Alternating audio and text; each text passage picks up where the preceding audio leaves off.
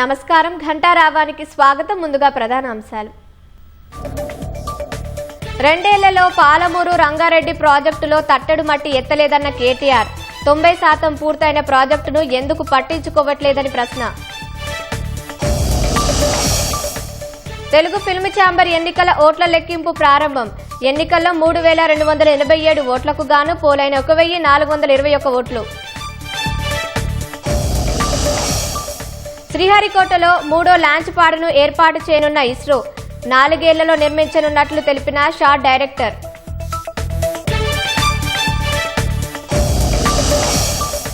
జమ్మూ కాశ్మీర్లో 30 మందికి పైగా ఉగ్రవాదులున్నట్లు నిఘా వర్గాల హెచ్చరిక.